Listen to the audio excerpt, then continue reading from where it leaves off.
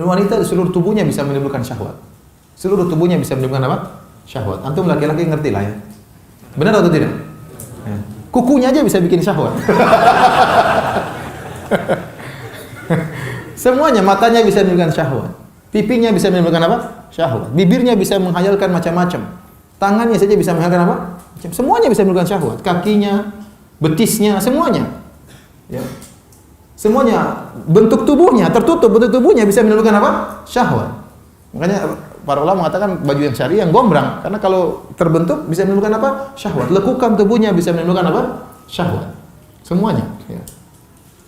Kukunya juga mungkin menimbulkan apa? Syahwat. Ya, kukunya kalau dihiaskan bisa menimbulkan syahwat. Ya. Oleh karenanya ibu-ibu harus ngerti akan hal ini. Ya. Mungkin tidak seperti ibu-ibu terhadap lelaki. Ibu-ibu mungkin syahwat tidak begitu cepat seperti lelaki melihat wanita. Ya. Penelitian menunjukkan demikian. Ya. Wanita bisa berkorban syahwatnya kalau melihat hal-hal tertentu. Tidak sekedar melihat badan, tidak sekedar melihat lengan, kemudian bergejolak syahwatnya. Lelaki tidak demikian. Laki-laki syahwat bisa bergejolak dengan sebab kecil. Ya. Oleh karena Nabi mengatakan, kalau kalian lihat seorang wanita, kalian pun tertarik, maka segera datang istri kalian. Nabi yang suruh. Pakai huruf fa lagi, fal ya'ti ahlahu, segera datang. Jangan tunda-tunda. Ya. Kalau sampai di rumah, maka istrinya harus melayani. Harus melayani. Dan sekarang untuk melihat cewek cantik tidak perlu keluar rumah.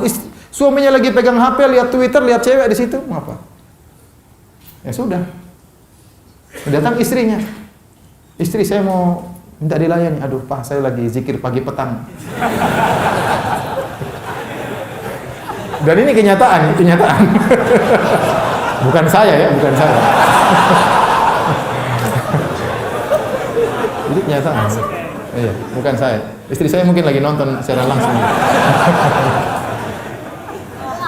Jadi ada kenyataan seperti itu. Ya, diajak bergaul, istrinya mau zikir pagi petang, 1 juz belum selesai. Oh, 1 juz itu lama, nungguin 1 juz itu lama. Apalagi bacanya pakai tartil, pakai tajwid, aduh. Ya, Rasulullah suruh datang istrinya cepat, ya itu bisa ditunda. Itu bisa ditunda. Bisa ditunda. Baik, kita bacakan hadis berikutnya. Ini semua hadis tentang fitnah wanita.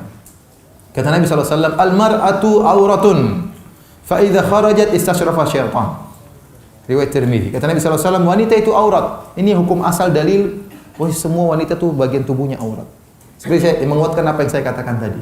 Lelaki syahwatnya bisa tergerak dengan bagian apapun dari apa? Wanita. Kakinya bisa ini, tangannya bisa, lentik jarinya bisa, alisnya saja bisa menimbulkan apa? Syahwat, bibirnya, pipinya, hidungnya, bibirnya, apalagi dagunya ya. Jidatnya aja bisa.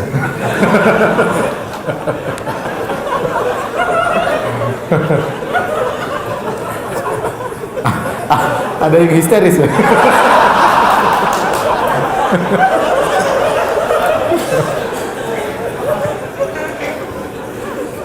Ini kita bicara jujur, ibu-ibu harus tahu.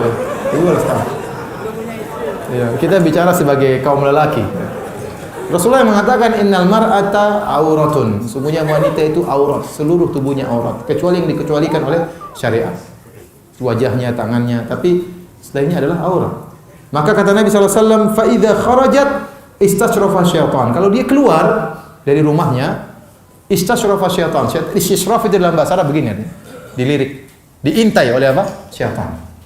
Syaitan nunggu dia keluar supaya apa? Untuk dihiasi oleh syaitan. Begitu dia keluar dari rumahnya, langsung syaitan menggoda. Menggoda sang wanita supaya berpenampilan oke, menggoda dalam bisikan lelaki untuk membayang-bayangkan wanita tersebut. Dia melihat wanita pakai jilbab, coba bayangkan dalamnya kayak apa. Dibuat menghayal oleh syaitan. Ya. Kenapa? Karena syaitan sudah mengintai wanita tersebut untuk dijadikan jeratan syaitan. Untuk menjerat para lelaki.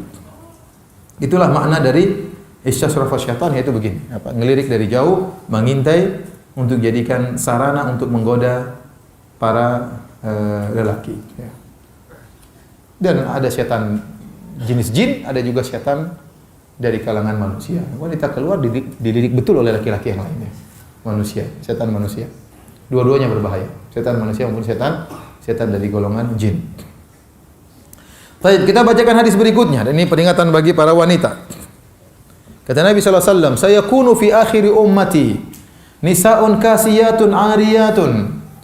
Akan ada di akhir umatku, di akhir zaman dari umatku, nisa'un kasiyat, wanita-wanita yang berpakaian 'ariyat tapi telanjang. Ala ru'usihinna ka'asnimatil bukhti, di atas kepala mereka seperti ada punuk-punuk unta. Il'anuhunna fa innahunna mal'unat. Laknatilah wanita-wanita tersebut, sungguhnya mereka wanita-wanita terlaknat. Dalam hadis yang lain, la yadkhulnal jannata wa la yajidna rihaha. Mereka wanita-wanita ini tidak akan masuk surga dan mereka tidak akan mencium bau surga. Wa inna rihaha la tujadu min masirati kada wa kada. Dan sungguhnya bau surga itu padahal bisa tercium dari jarak sekian dan sekian. Ini menunjukkan wanita-wanita yang berpakaian tapi telanjang melakukan dosa besar. Dalam hadis yang lain kata Rasulullah SAW, sinfani min ahlin nar lam arahuma. Ada dua golongan dari penghuni neraka jahanam yang aku belum lihat sekarang. Yang pertama, para lelaki yang membawa cemeti untuk menyiksa yang lainnya. Yang kedua, nisaun kasiyatun ariyatun ma'ilatun mumilatun ru'usuhunna ka'asnimatil bukhtil ma'ilah. Kata Nabi SAW, yaitu wanita-wanita yang berpakaian tapi telanjang. Di zaman Nabi belum ada. Di zaman Nabi belum ada. Nabi saya belum lihat, kata Nabi SAW. Tapi di akhir zaman dari umatnya Nabi mengatakan, dari umat Nabi SAW, berpakaian tapi telanjang. Ma'ilat, mumilat. Ya, ma'ilat diantaranya dia berjalan berlenggak-lenggok. Di antara tafsiran mumilat itu melenggokkan, artinya menarik perhatian para lelaki. Buat para lelaki termiringkan kepalanya untuk melihat dia. Ya. Kenapa penampilannya menarik perhatian?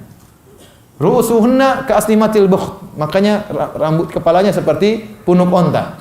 Sebagian ulama mengatakan punuk onta ini hanya sekedar istilahnya simbol bahwasanya dia memakai sesuatu yang menarik perhatian. Ya. Bisa jadi dia enggak pakai punuk onta tapi dia pakai kupu-kupu. Orang lihat semua. Ya, macam-macam. Jadi pokoknya menarik perhatian. Pokoknya menarik apa? Perhatian. Entah bajunya berwarna-warni, terlalu banyak warnanya, sehingga tidak wajar, tidak seperti yang lainnya. Sehingga akhirnya menarik perhatian. Padahal dia berjilbab. Berjilbab. Kasiyatun ariyah, berpakaian tapi telanjang, di banyak tafsirannya di antaranya berjilbab tapi seperti telanjang, bisa jadi tipis membentuk anggota tubuh, ya.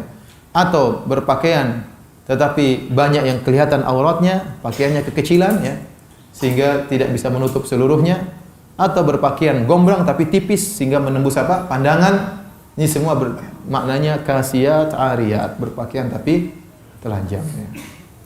Dalam hadis yang lain, rubba nisa'in kasiyatin fid dunya ariyatun yaumal qiyamah. Betapa banyak wanita berpakaian di dunia tapi di akhirat ditelanjangkan oleh Allah, dihinakan oleh Allah Subhanahu wa taala.